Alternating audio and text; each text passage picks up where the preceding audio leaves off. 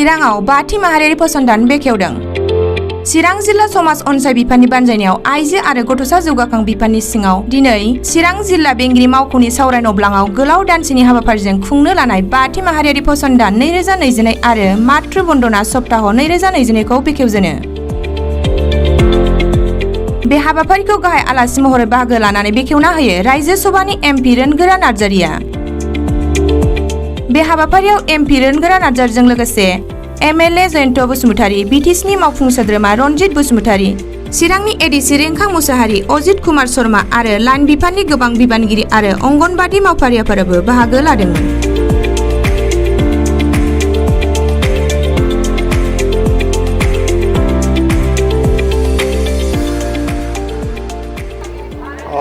মূল উদ্দেশ্যটো হ'ল আমাৰ যিটো টাৰ্গেট গ্ৰুপ আছে মাতৃ আৰু শিশুসকলক তেওঁলোকক সঁচা অৰ্থত পচনটো সুখাদ্য দিয়াৰ আমাৰ মূল উদ্দেশ্য হ'ল।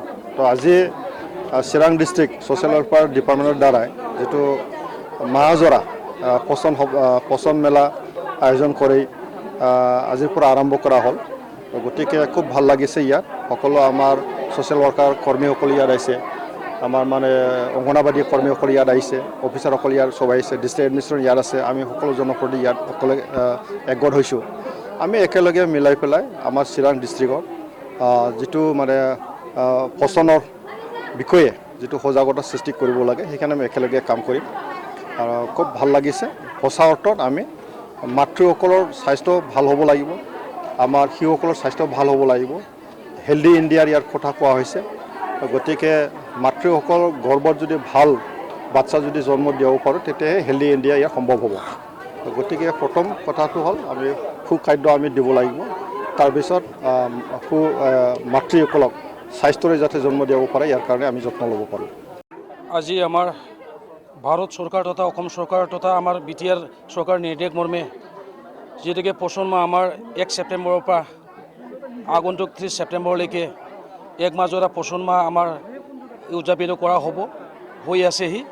আৰু ইয়াৰ লগতে আমাৰ মাতৃ বন্দনা সপ্তাহ যোৱা 1 তাৰিখৰ পৰা 7 তাৰিখলৈ আমাৰ মাতৃ বন্দনা সপ্তাহ আমাৰ পোষণ মাহৰ লগতে উদযাপিত কৰি আছোঁ আমি চিৰাং জিলাত। এই আমি দুৰ্ভাগ্যক্ৰমে আমি 1 তাৰিখত ইনাগৰেশ্যন কৰিব পৰা নাই।